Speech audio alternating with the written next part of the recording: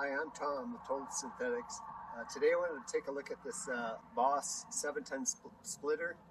It basically runs off electricity, but first thing you want to do when you get any kind of splitter, you just want to check the hydraulic fluid. So we'll check that. I got a 3/4 inch wrench here. Right here is your plug. Most of these are just in the bottom of the casing, so just loosen that up. Let's see here.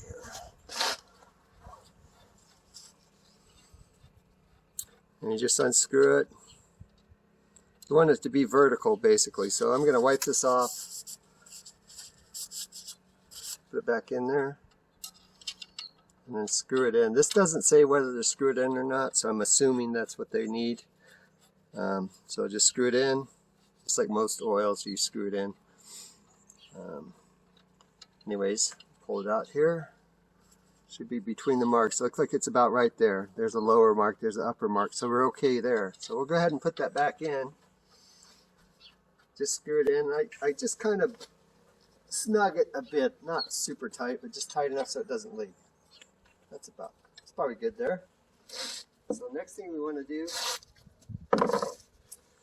I usually have a couple pallets here just to get it up to height. The only thing you have to watch out for is if the log bounces off to the side, that it doesn't hit you, so you just have to be careful of that. So what I'm going to do is going to stick it up here.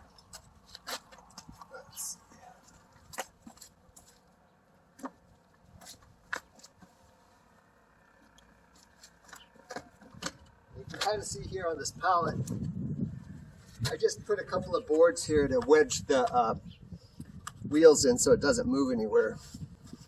So what I'll do is undo this.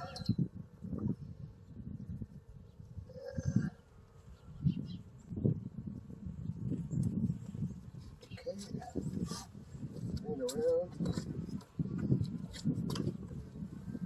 I got a fairly large cord here. If you're going any distance, you want probably like a 12 gauge construction cord. They say to keep it under 50 feet, 25 feet would probably be better. So that's one thing you want to keep in mind. You don't want to put a flimsy cord on this because it does draw some power. Now over here on this Boss 7-ton, it's got this little breather here. I leave it open because I'll probably forget to open it, but you need to keep it open. It's kind of a vent. It's like 5 turns. And another thing they suggest is to put a little grease on your splitter, your wedge there. So I just got regular grease. It's basic, cheap grease, whatever. And I just take a paper towel and put a little grease on there. The sides here. Should be good for now.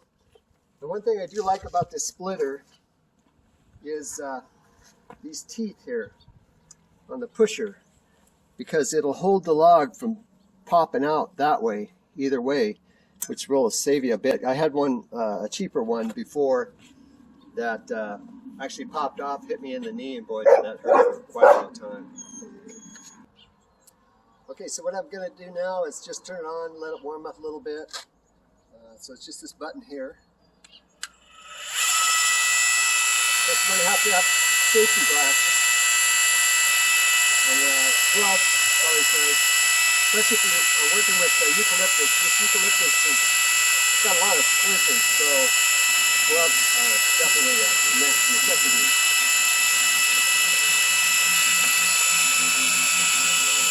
Let's take a piece here. One more thing. When you start, you want to unscrew the handle. So I'm going to screw it back in here. When you stand it up, the handle will push it up. So we'll just screw it back in.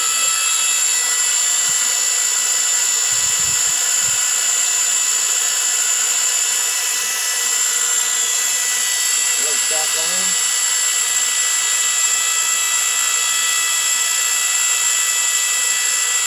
And we'll try the first pieces.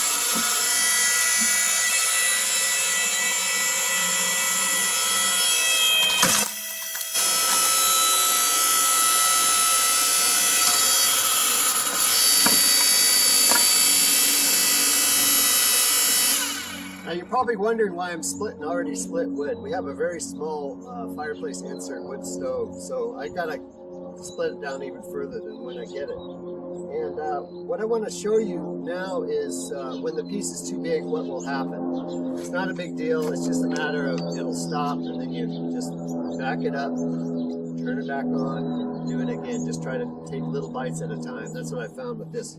I mean, it's pretty good for a 7-ton splitter, so let's see if we can find something too big.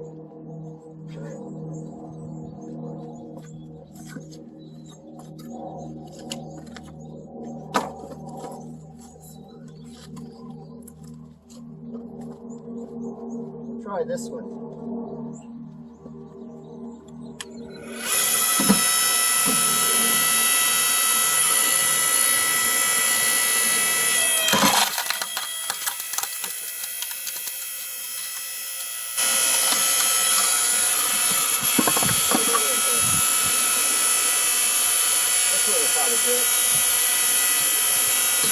I wouldn't normally split there, but I just want to show you how when it stops, what you do.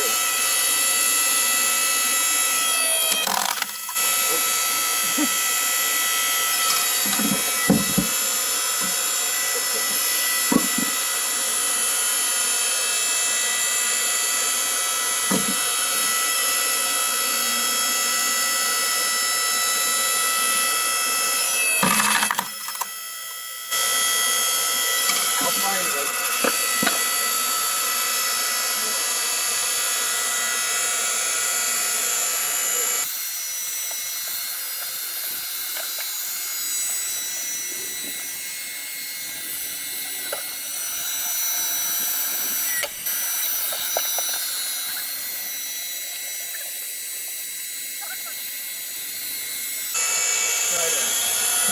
Try this one.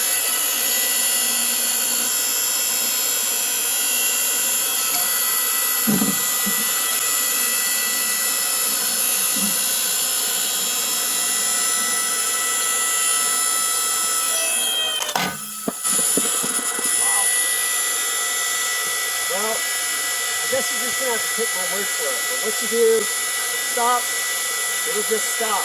And then you just turn it off, take the log out. It's kind of a safety feature, so it won't ruin the hydraulic pump or anything like that. So you just take the log out, turn it back on, and it'll just go again. So.